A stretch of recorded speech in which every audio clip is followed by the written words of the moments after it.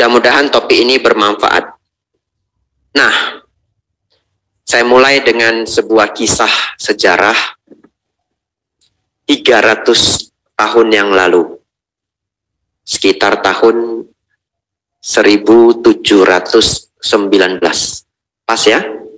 2022 kurang 1700 kan 300. Nah ini. Zaman itu Bapak Ibu, ada seorang pengusaha di Inggris namanya John Blunt. Pak John ya. Kebetulan waktu saya di Wat Bowen juga ada seorang biku dari Inggris. Namanya Bante John. Kenapa ini orang Inggris banyak yang namanya John ya? Nah, dia seorang pengusaha namanya John Blunt. Dia punya sebuah perusahaan, nama perusahaannya adalah Sea Salt Company. Kalau diterjemahkan Bapak Ibu akan langsung tahu. Kalau bahasa Indonesianya PT Laut Selatan. Aneh ya? Ya, PT Laut Selatan. Dia punya satu perusahaan. Di Inggris waktu itu, negara Inggris punya problem besar. Yakni karena perang, akhirnya negara punya banyak utang. Utang yang sangat besar waktu itu sejumlah 31 juta pound sterling.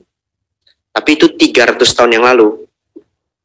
Dulu mungkin Bapak Ibu di sini yang umurnya sudah seumur saya, misalkan saya masih ingat. Dulu ada kerupuk anak emas itu. Dulu masih cepek. Nah, sekarang sudah tidak tahu seberapa mahal. Dulu ada soda, saya tidak tahu di Tanjung Pinang ada enggak, mereknya Badak. Ada Badak di sini? Ada ya? Oh luar biasa ya. Itu sepertinya dari Siantar ya. Wah Badak datang sampai ke sini. Dulu saya kecil harganya 400 perak. Padahal itu hanya sekitar 30 tahun yang lalu. Bayangkan kalau 300 tahun yang lalu. Ya. Jadi utang 31 juta pound sterling itu besar. Utang negara. PT Laut Selatan ini atau pengusaha John Blunt ini pinter. Dia minta ke negara Inggris, utang ini biar saya yang kelola. Nanti utang ini bisa lunas. Tapi berikan saya izin untuk memonopoli semua perdagangan di Amerika Selatan. Itu permintaan dia. Deal. Setelah deal,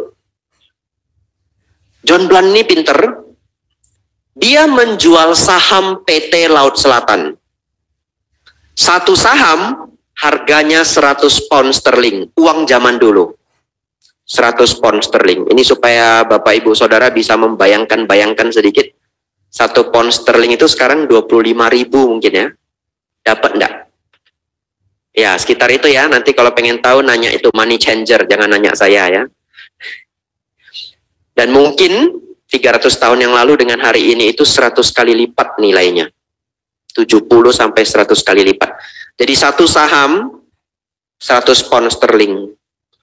Dia jual saham ini, dia katakan begini. Kalian beli sahamnya untuk bayar utang negara. Anda seorang pahlawan. Gitu ya. Kemudian uang-uang ini nanti dipakai untuk perdagangan di Amerika Selatan. Karena sudah kami monopoli. Nanti profitnya akan dikembalikan ke Anda. Nah, akhirnya berbondong-bondong orang ramai membeli, ramai membeli, ramai membeli. Dan dalam waktu yang sangat singkat, harga saham itu naik. Yang tadi 100 pound sterling, jadi 200 pound sterling, jadi 300 pound sterling. Kemudian banyak orang mendapatkan keuntungan besar, bunga-bunga yang luar biasa besar. Banyak sekali orang yang tiba-tiba menjadi kaya raya. Bahkan ada seorang pelayan tiba-tiba menjadi kaya. Lalu kalau zaman Inggris kuno itu mereka senang lihat teater. Dan ketika teater dia duduk di atas, bosnya duduk di bawah. Artinya dalam sekejap dia jadi lebih kaya dari bosnya. Kalau pernah lihat itu ya, film-film Inggris kuno, kan yang kaya-kaya duduk di atas. Nanti nonton teaternya pakai teropong, begitu ya. Nah, Mungkin kalau kita buat ceramah dhamma di lapangan sepak bola yang duduk di ujung ini, dengarnya pakai teropong. Bapak Ibu Saudara, dalam waktu sangat singkat semua orang berbondong-bondong untuk membeli saham itu. Padahal sebenarnya mereka semua tertipu. Si John Bland ini bandel dia, bandel dan licik. Dia sebenarnya hanya muter, ngambil orang yang pertama, ngambil uang orang terakhir, ngasih ke uang orang pertama. Kalau di Indonesia ini namanya money game. Waktu saya kecil ada namanya BMA. Lalu yang akhir-akhir ini, waduh, binary option, rumit. Semakin hari semakin rumit. Kalau zaman dulu masih nggak rumit, nitip 1 juta, minggu depan jadi 1,4 juta, misalkan begitu ya. Tapi itu setiap zaman ada. Permainan ini, money game ini, bahasa ekonominya adalah ponzi. Oh, jadi seperti seminar ekonomi kita ya. Sabar ya, pelan-pelan kita masuk ke dhamma, tenang. Nah, akhirnya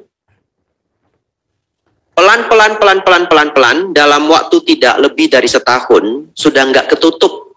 Namanya itu kan gali lubang tutup lubang, gali lubang tutup lubang, ngambil uang orang terakhir ngasih ke uang orang pertama. Dalam waktu 1 tahun saja sudah nggak ketutup. Akhirnya PT Laut Selatan itu tutup. Banyak sekali orang yang dirugikan, banyak sekali orang yang bunuh diri, banyak sekali orang yang stres.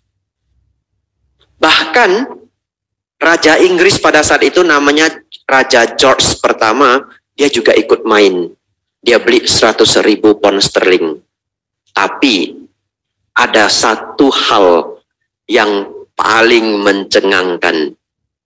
Ada seorang pinter, dikenal sebagai salah satu manusia paling cemerlang dalam sejarah kehidupan. Namanya adalah Sir Isaac Newton. Tahu Isaac Newton? Kalau Romo Isaac kita kenal ya. Isaac Newton itu adalah ilmuwan matematikawan yang luar biasa. Jadi kalau Bapak Ibu Saudara-saudari hari ini tahu hukum gravitasi, tahu? Nah, itu yang menemukan Isaac Newton 300 tahun yang lalu. Bapak Ibu bayangkan, logika tidak? Seorang yang sangat pintar seperti Isaac Newton, profesor matematika terbaik dalam sepanjang sejarah dunia, salah satu yang terbaik, yang bisa menggantikan Isaac Newton dalam kepintarannya untuk zaman ini adalah Stephen Hawking, itu pun setelah beratus-ratus tahun. Jadi bisa bayangkan seberapa pinternya Isaac Newton, tapi terjerat money game, begitu ya? Kenapa begitu? Kenapa begitu? Karena ternyata manusia punya satu sifat alamiah. Serakah. Tapi bagaimana Isaac Newton ini bisa serakah? Ternyata awalnya, coba didengarkan cerita ini. Ini sangat sebenarnya mind blowing ya. Kenapa demikian? Sir Isaac Newton itu punya tabungan. Tabungan tua dia, tabungan untuk dia pensiun. Jumlahnya adalah 7.000 pound sterling. Dia masukin semuanya. Semuanya dia masukin. Itu sudah tidak logika untuk orang sepintar itu ya. Tapi ternyata dia beruntung. 7.000 pound sterling itu berlipat. Jadi 20.000 pound sterling. Dan itu besar sekali. Itu ibarat 20 M jadi 60 M. Banyak ya? 7.000 pound sterling itu kalau di zaman itu lebih kurang, zaman sekarang lebih kurang 20 M. 20 M dimasukin, itu semua uang pensiun dia, keluar jadi 60 M. Coba saya tanya, kalau 60 M itu pakai sampai mati habis enggak? Kalau enggak foya-foya? Sudah enggak habis sebenarnya. Tapi Sir Isaac Newton ini mikir, mungkin ya, kalau taruh lagi, keluarnya mungkin 180 M. Kan begitu ya? Taruh lagi 60 M. Habis. Jadi Bapak Ibu Saudara, kenapa saya membahas ini? Saya ingin kita bersama-sama melihat bahwa bahkan orang terpintar di dunia pun bisa terseret oleh keserakahan. Oleh karena itu kita harus hati-hati Bapak Ibu Saudara, di setiap 5-6 tahun sekali akan muncul money game seperti itu. Atau Ponzi istilahnya, dalam berbagai versi. Kadang terlalu kreatif. Jadi Bapak Ibu harus, terutama yang masih remaja ini. Karena yang masih remaja nanti 5 tahun yang lagi, 5 tahun yang akan datang ketemu lagi. 10 tahun yang akan datang ketemu lagi. Kalau seseorang menawarkan keuntungan yang luar biasa besar, berpikirlah sulit ada bisnis yang seperti itu. Nah, di Thailand Bapak Ibu, di Thailand juga ada fenomena ini. Orang Thai sangat senang main lotre. Tapi lotrenya itu dari pemerintah. Nah, lotre pemerintah ini menangnya juga sulit. Sampai 8 angka, 12 angka. Permasalahannya sering masuk berita. Orang-orang yang menang lotre itu, kalau masuk berita itu bisa memancing, mengajak orang agar ingin main. Karena ada yang menang 40 M begitu, 60 M. Nah Bapak Ibu Saudara, ini sifat alamiah manusia yang pertama yang tidak belajar. Bapak Ibu yang hadir hari ini adalah yang mau belajar, betul ya? Berhati-hatilah dengan sifat serakah kita sendiri. Karena kadang mungkin tabungan Bapak Ibu sebenarnya sudah cukup sampai hari tua. Tapi kalau iseng seperti Isaac Newton, bisa habis semuanya. Nah, bagaimana cara mengurangi keserakahan? Cara yang pertama adalah ikut Dhamma Class SPD. Saya ceritakan bahayanya. Kalau orang sudah tahu bahayanya serakah, lain hari dia mau serakah, dia mikir, jangan serakah. Apalagi akhir-akhir ini banyak contoh ya, penipuan masyarakat dalam bentuk seperti money game ini. Dan akhirnya, ya sekarang habis semuanya karena serakah. Latihan yang kedua adalah, ini latihan yang baik. Latihan atasila. Tadi baru ngambil atasila. Sepertinya itu adalah pemberian atasila pertama saya dalam 4 tahun terakhir. Karena selama di Thailand, di Wat Bowen, saya Anda ada ceramah di sana. Di sana setiap hari belajar. Yang ada itu murid Samanera. Kalau Samanera itu dasasila. Dasasila itu berbeda sedikit. Oleh karena itu tadi saya sempat hang gitu. Kalau dasasila itu yang ketujuh itu dipisah 2. Jadi sebenarnya Bapak Ibu Saudara mempraktekkan 9 sila sebenarnya. Hanya berbeda 1 sila dengan seorang Samanera. Samanera ada 1 sila yang terakhir, yaitu tidak memegang emas dan perak. Ya.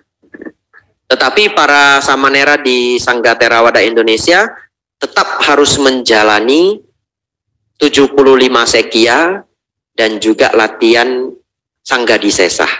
Nah Bapak Ibu Saudara, latihan atas itu membantu untuk mengurangi keserakahan. Sifat alamiah yang kedua, yaitu sifat kemarahan. Ya, setiap orang bisa marah. Bapak Ibu coba ingat-ingat, semua bayi yang lahir di dunia ini punya sifat kemarahan, betul ya? Berarti sifat marah itu sudah kita bawa sejak kita kecil. Nah, lebih rugi lagi, sifat marah itu kalau orang sudah marah, dia bisa hilang kontrol, betul? Nah, ini saya mau cerita sedikit. Jadi di kepala kita ini, di bagian tengah otak kita, ada satu bagian otak kecil, namanya amigdala. Nah, amigdala ini tugasnya apa? Kalau kita sudah marah, amigdala ini aktif. Begitu amigdala ini aktif, dia buat semua otak kita ini tidak bisa berpikir. Oleh karena itu, kalau kita sudah naik pitam, pada umumnya orang kalau sudah naik pitam, tidak bisa berpikir, betul? Dan Sang Buddha di zaman dulu, Sang Buddha mengatakan orang yang marah itu seperti orang yang menjadi gila sesaat, tidak terkontrol. Oleh karena itu sifat marah itu sangat membahayakan.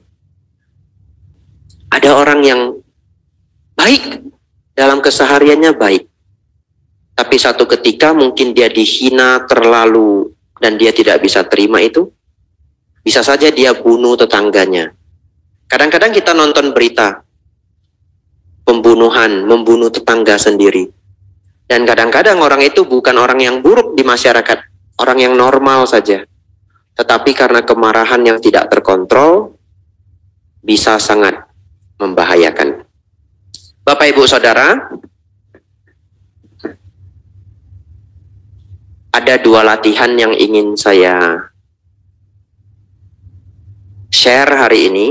Ya, latihan ini sangat baik untuk Bapak Ibu gunakan dalam keseharian dalam proses mengurangi kemarahan. Latihan itu sangat sederhana. Mungkin pernah saya ajarkan dulu. Khawatir Bapak Ibu lupa, ya, apalagi hari ini ceramahnya satu Kepri, jadi juga bisa bermanfaat untuk tempat-tempat lain. Bapak Ibu Saudara, mari saya ajak, coba kita tarik 2 nafas panjang masing-masing ya, dalam hitungan 1-3, kemudian kita sama-sama menarik 2 nafas panjang, 1, 2, 3.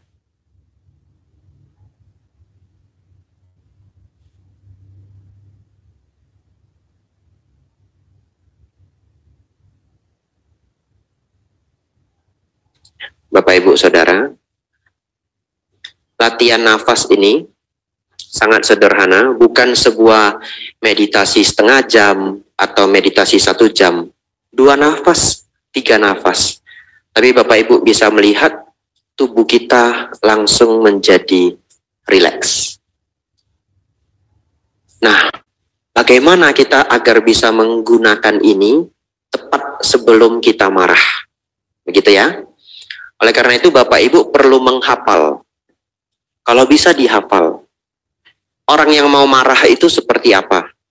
Bapak Ibu Saudara, kalau Bapak Ibu Saudara orang yang mau marah itu keningnya menjadi ketat. Rahang menjadi ketat. Kemudian otot-otot di tubuh menjadi kencang. Jantung berdegup kencang. Dan yang paling terlihat jelas, nafas menjadi berat. Ini kalau kita sudah mulai mau marah. Begitu Bapak Ibu Saudara tahu diri sendiri itu mau marah, cepat-cepatlah melihat nafasnya sendiri. Matanya tidak perlu ditutup. Kalau mau ditutup, syukur. Kalau bisa ditutup. Tidak di semua keadaan kita bisa menutup mata. Jadi kalau keadaan itu tidak cocok untuk menutup mata, matanya dibuka saja. Nafasnya dibuat tenang, rileks, dan mendalam. Padahal kalau kita marah, maunya itu, betul ya? Berat. Nafasnya berat dan pendek. Sekarang kita lakukan sebaliknya. Panjang dan mendalam. Dan pelan. Pelan, panjang, dan mendalam. Kalau panjang ya mendalam ya. Berarti pelan dan mendalam.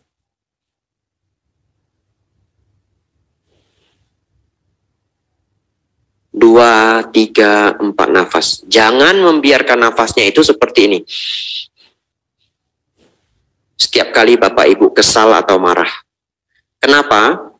Itu satu-satunya yang bisa Bapak Ibu kontrol. Kalau yang lainnya semua tidak bisa dikontrol. Jantung berdegup kencang. Ada yang bisa kontrol jantung? Kalau ada sakti mandraguna ya. Kemudian ini otot ini menjadi ketat, rahang menjadi kencang. Kita tidak bisa kontrol. Satu-satunya yang bisa kita kontrol adalah nafas ini. Nafas yang tenang dan mendalam. Bapak Ibu Saudara mungkin tidak tahu seberapa efektifnya ini. Ini bisa menjadi obat mujarab Bapak Ibu.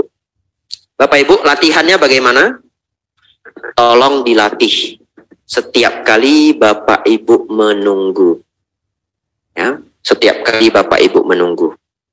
Kalau berkendara, setiap kali lampu merah, setiap kali ketemu lampu merah, nafas yang tenang dan mendalam. Bapak Ibu pergi ke pasar, harus ngantri kadang, kalau beli sarapan, ngantrinya 5-6 orang ya, kita urutan ke-7, relax. Tarik nafas. Setiap kita diminta menunggu, itu momen yang indah. Kita punya sedikit kesempatan untuk berlatih nafas yang rileks ini. Kalau dulu Bapak Ibu, ada orang ya, begitu, tunggu sebentar ya Pak. Begitu ya, tunggu sebentar Pak. Bapak Ibu yang sudah ikut SPD, kelas Dhamma hari ini, begitu, Bu, Pak, tunggu sebentar ya. Iya. Senyum. Aneh ya? Nah itu luar biasa. Oh, orangnya heran ini. Wah, disuruh tunggu dia enggak apa-apa gitu. Bahkan kadang penjual itu saking sungkannya minta kita menunggu, minta maaf dulu, betul? Maaf ya Pak, maaf Bu ya. Ini agak lama menunggu sebentar. Kenapa dia minta maaf? Karena dia tahu banyak orang yang kesal kalau diminta menunggu. Bahkan ada orang yang itu sedih kalau menurut saya. Kenapa sedih? Dia punya prinsip hidup. Saya paling benci menunggu. Betul ya? Ada orang berprinsip seperti itu. Jadi kalau Bapak Ibu Saudara punya prinsip seperti itu, berhati-hatilah. Itu prinsip yang Bapak Ibu pakai itu dulu diambil dari sinetron mungkin. Ya. Dulu saya pertama kali dengar kalimat itu, saya paling benci menunggu, itu dari film Mafia Hong Kong. Dan yang ngomongnya itu mafia. Jadi Bapak Ibu tiru itu karakter-karakter orang buruk itu. Saya paling benci menunggu. Masalahnya, Bapak Ibu kalau benci menunggu rugi. Yang namanya hidup ya pasti menunggu, betul ya? Sehebat apapun Bapak Ibu, kalau mau dari Tanjung Pinang terbang ke Jakarta nunggu pesawat enggak? Nunggu. Saya paling benci menunggu. Juga itu pesawatnya nggak bisa dicepetin, nggak bisa. Sudah nunggu 2 jam. Pak, nggak ada Pak, nggak ada Bu, kadang delay. Delaynya juga nggak lapor ya. Kadang tiba-tiba muncul di schedule itu loh. Kok sudah nambah 1 jam gitu. Tapi Bapak Ibu kalau sudah bisa latihan yang sederhana ini, setiap kali menunggu apa saja, ambil itu menjadi kesempatan untuk menikmati nafas yang indah ini. Sangat membahagiakan, sangat membahagiakan. 1 menit, 2 menit. Kalau zaman sekarang orang begitu diminta menunggu, keluarkan apa? Handphone. Bapak Ibu boleh keluarkan handphone, bukan tidak boleh. Tapi latihannya, nafas dulu. Jadi begitu mau menunggu, nikmati nafas dulu.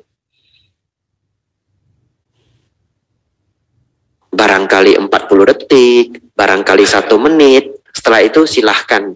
Mau melihat handphone silahkan. Saya juga tidak meminta Bapak Ibu setiap beli mie pangsit meditasi dulu 5 menit. Hendak ya? Setiap beli nasi uduk, nasi lemak, nunggu 10 menit, meditasi dulu. Juga tidak. Tapi latihanlah setiap kali memulai menunggu, kalau orang lain itu langsung kesal ya. Kalau orang lain langsung, cuana kok etan kok gitu ya. Aduh kesal harus menunggu, capek ini harus nunggu lagi. Bapak Ibu begitu dengar menunggu, menyenangkan. Itu latihan awal, latihan yang sangat awal. Dipraktekkan kalau menunggu toilet, menunggu sarapan dan yang lainnya. Nanti kita kembangkan menjadi hal yang lebih baik. Bapak Ibu Saudara, selain itu boleh juga Bapak Ibu malam sebelum tidur. Setiap malam sebelum tidur, ini. Dilihat napas masuk, nafas keluar. Pelan dan mendalam. Pelan dan mendalam. Niat Bapak Ibu juga bukan anapanasati. Walaupun tanpa disadari itu adalah meditasi nafas. Tapi tidak, niatnya itu adalah membiasakan diri ini ada dalam ketenangan. Sehingga nanti kalau Bapak Ibu teringat atau tahu, sadar mau marah, Bapak Ibu bisa langsung akses nafas yang rileks ini. Kalau tidak dilatih, ketika mau diakses itu tidak akan berguna. Segala sesuatu itu hidup di dunia ini dilatih.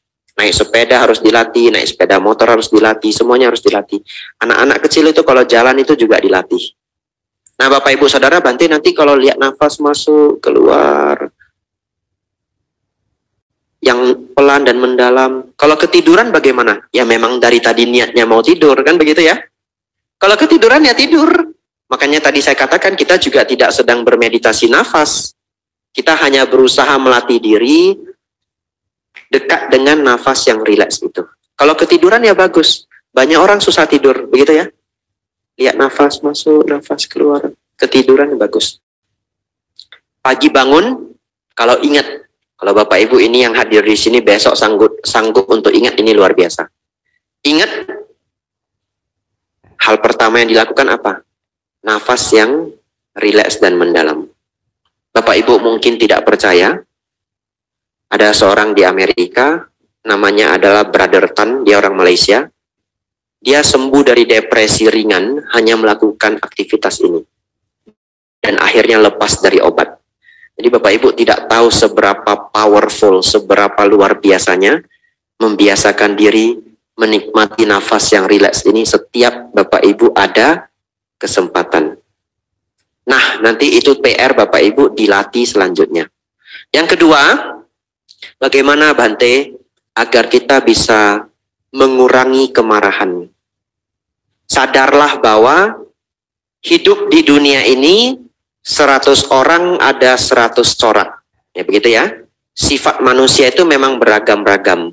Jadi Bapak Ibu Saudara di masyarakat ketemu orang yang sifatnya berbeda, kadang membuat kesal, kadang kok tidak sesuai dengan maunya kita. Lah itulah dunia. Dunia itu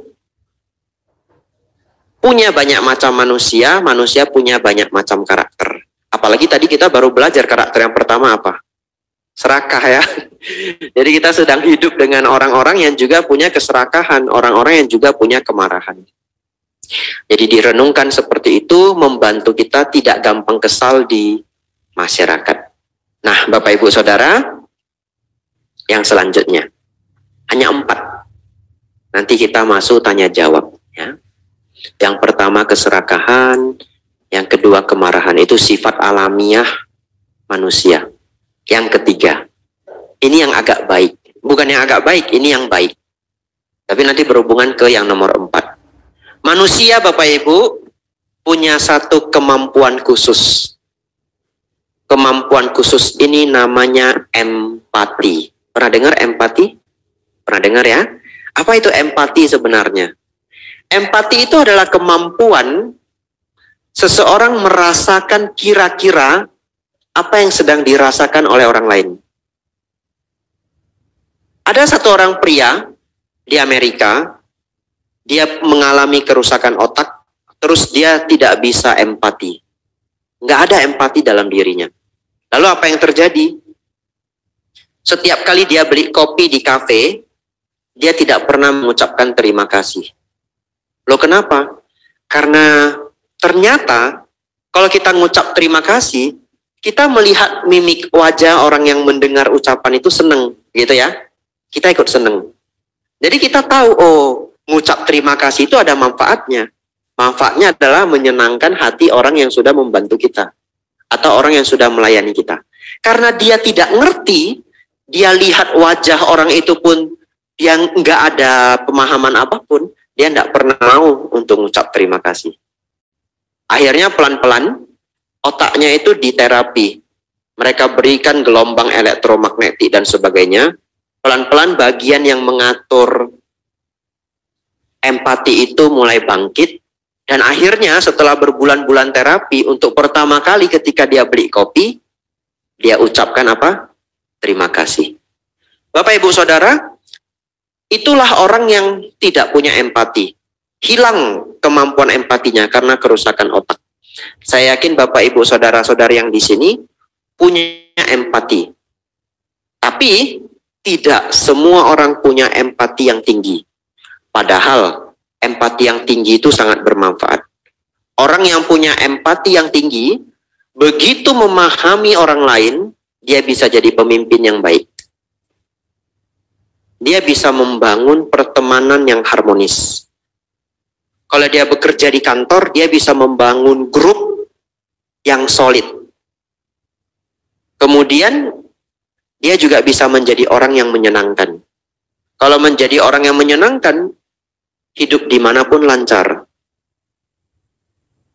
Oleh karena itu, mengembangkan sifat empati itu penting. Kembangkannya bagaimana? Gitu ya. Ini topik terakhir kita.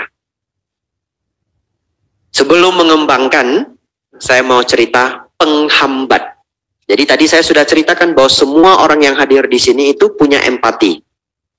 Tapi ada satu problem dalam diri manusia yang menjadikan kemampuan empati itu menjadi menurun atau menjadi netral begitu. Yang membuat manusia kehilangan kemampuan empatinya adalah sifat narsisme, sifat ego, atau sifat self-centered. Berpikir bahwa dirinya sendiri lebih penting, dirinya sendiri lebih menarik. Tapi permasalahannya lagi, semua orang yang ada di bumi ini, kecuali seorang arahat, itu punya sifat narsis ini. Hanya banyak atau sedikit, begitu ya. Semakin banyak sifat narsisnya, semakin rendah empatinya. Nah, sifat narsis itu apa? Seperti tadi saya ulangi, saya yang lebih penting, saya yang lebih pinter, saya yang lebih ganteng, sebenarnya ini saya, sebenarnya ini saya. Bahkan kalau ada orang yang hadir di sini, setelah mendengar kelas Dhamma hari ini, nanti pulang dia ngomong ke temannya, saya loh sebenarnya yang narsisnya sedikit. Itu juga narsis ya. Saya loh sebenarnya yang egonya sedikit. Jadi tadi diceritakan Bante itu ada orang narsisnya banyak, ada orang egonya banyak, ada orang egonya sedikit. Itu saya yang egonya sedikit. Bante bisa paham. Nah itu mungkin yang narsisnya banyak, begitu ya. Nah orang yang narsisnya banyak, egonya banyak, kasihan. Dia kehilangan satu kekuatan hebat yang dimiliki oleh seorang manusia. Kemampuan empatinya menurun. Akhirnya, karena dia terlalu berpikir hanya mengenai dirinya, dia bisa muncul beberapa efek samping. Efek sampingnya seperti yang tadi, dia jadi sulit memimpin orang lain, dia sulit membangun grup yang harmonis. Kenapa? Karena semua-semua mau saya. Semua-semua mau saya. Bahkan orang lain itu dimanfaatkan. Dimanfaatkan agar demi saya gitu. Segala sesuatu demi saya. Nah, pada akhirnya bahkan dia bisa menyebabkan dia tidak disukai banyak orang. Kalau sudah tidak disukai banyak orang, efek sampingnya lebih besar lagi. Kalau bekerja dia juga sulit naik pangkat. Di kantor tidak nyaman. Kalau dia menjadi pimpinan tidak ada orang yang mau mendengarkan. Kalau dia dagang, bisa ndak laku. Itu bahaya dari narsis. Terlebih kalau kita cerita Dhamma, nanti itu adalah kotoran batin yang menyebabkan kesombongan, merendahkan orang lain. Bapak, Ibu, Saudara, oleh karena itu kita harus belajar mengurangi sifat ini. Sifat bahwa diri kita yang lebih penting, diri kita yang lebih utama, diri kita yang lebih pinter, diri kita, yang tadi-tadi itu semua. Diri kita yang lebih tidak narsis, gitu ya. Narsisme itu, ego itu kita turunkan. Turunkannya bagaimana? Bapak, Ibu, Saudara harus mulai bisa melihat bahwa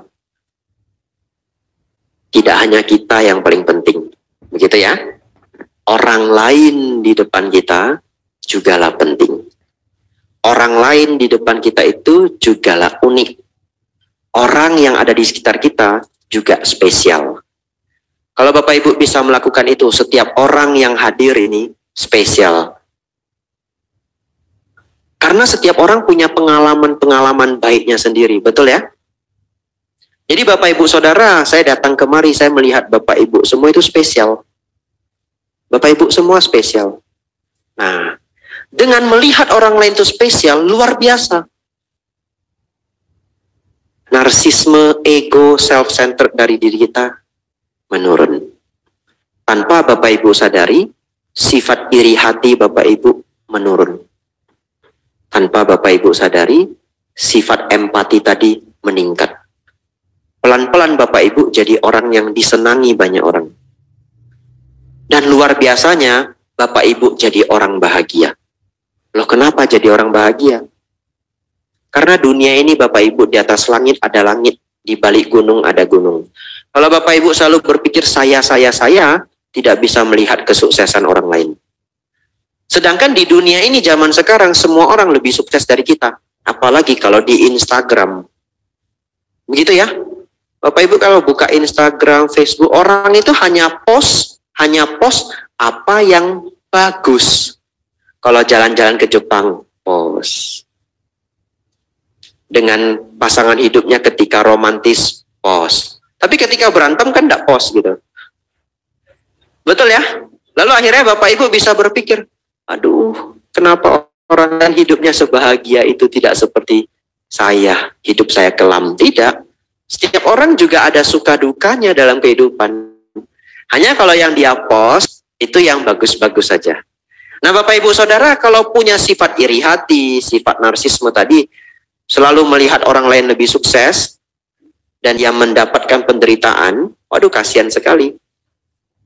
Makanya saya selalu menghimbau orang yang punya sifat iri hati adalah orang yang paling sedih di dunia. Yang pertama, dia tidak bisa belajar dengan orang lain. Melihat orang yang lebih sukses sebagai musuh. Bagaimana bisa berkembang? Kalau orang tidak ada iri hatinya, begitu melihat orang lain yang lebih sukses, dia mau belajar. Betul ya? Karena dia tidak ada irinya.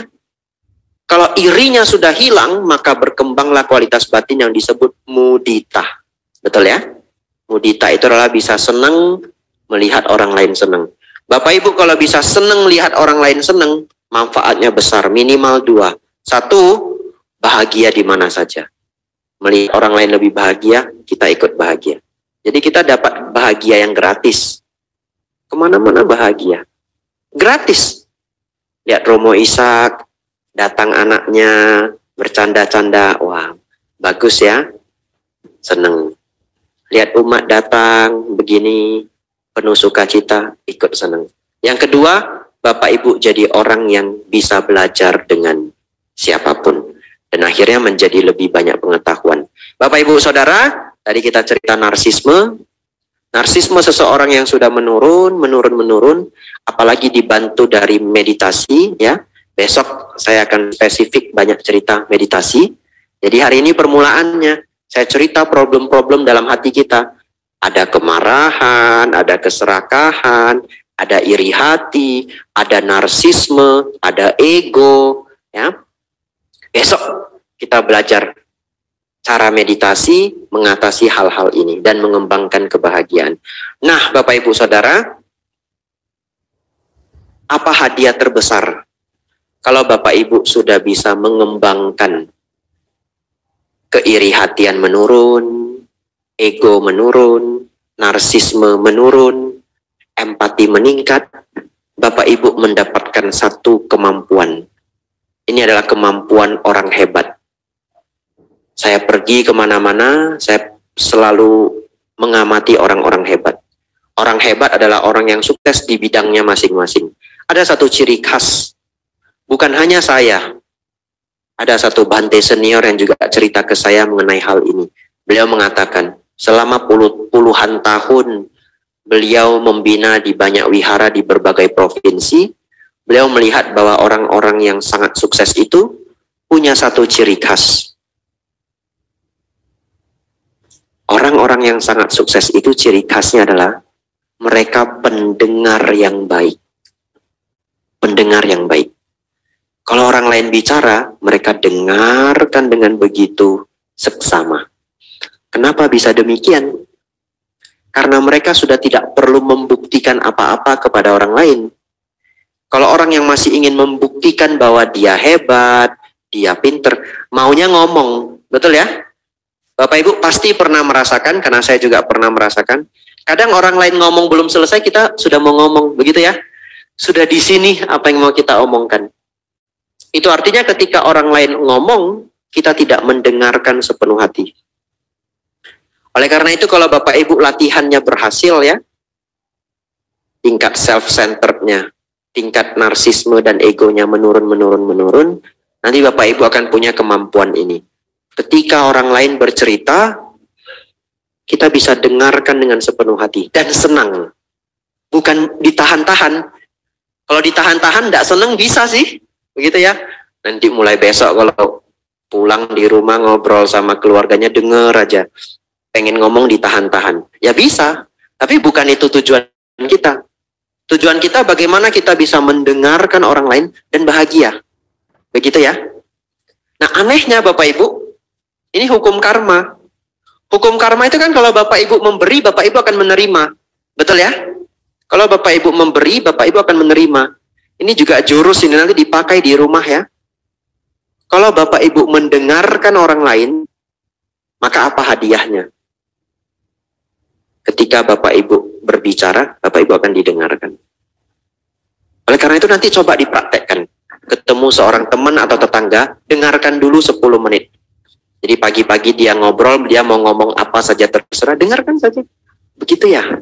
Dikasih pertanyaan yang bagus-bagus. Jadi dia sekarang sudah di Jakarta. Iya, dia sekarang sudah di Jakarta, panjang begitu cerita ya. Setelah 5 menit, 10 menit, Bapak Ibu ingin ngomong apa? Katakanlah, Bapak Ibu akan didengarkan dengan baik. Tapi ada juga orang yang nggak berhenti-berhenti ceritanya ya. Ya kalau orang yang nggak berhenti-berhenti ya Bapak Ibu silakan menghentikan dan cepat-cepat pergi begitu. Kalau enggak nanti 1 jam juga Anda habis-habis. Nah, Bapak Ibu Saudara, orang yang bisa mendengarkan dengan penuh seksama itu kualitas orang besar. Dan kenapa? Karena tanpa dia sadari, kemanapun dia berpijak, dia belajar. Kemanapun dia berpijak, dia belajar. Kenapa? Kalau orang itu cuma ngomong, dia tidak belajar. Betul ya? Dia cuma memberi informasi. Tapi kalau dengar, dia belajar. Bapak Ibu Saudara, ini latihan. Mulai besok, coba diperhatikan. Anaknya berbicara, didengarkan. Istri suaminya berbicara, didengarkan. Sampai habis dulu, baru gantian. Tapi kalau tidak habis-habis, namanya itu Bapak Ibu kena merepet, begitu ya. Itu di luar konteks kita. Ini kita konteksnya ini yang tidak ada kekesalan, tidak ada kotoran batin, begitu. Hanya perbincangan dalam keseharian. Itu latihannya. Latihannya adalah coba latihan mendengarkan orang lain dengan lebih seksama. Timbulkan perasaan bahagia ketika kita mendengarkan orang lain. Kalau Bapak Ibu bisa menimbulkan perasaan bahagia ketika mendengarkan orang lain, itu masuk ke yang tadi. Bapak Ibu sudah melihat orang lain lebih spesial. Bapak Ibu bisa melihat orang lain itu spesial. Bapak Ibu bisa melihat orang lain itu unik. Bapak Ibu bisa melihat orang lain itu punya kualitas. Kalau dulu orang yang narsis itu dia hanya bisa melihat dirinya yang spesial. Sekarang orang lain pun menjadi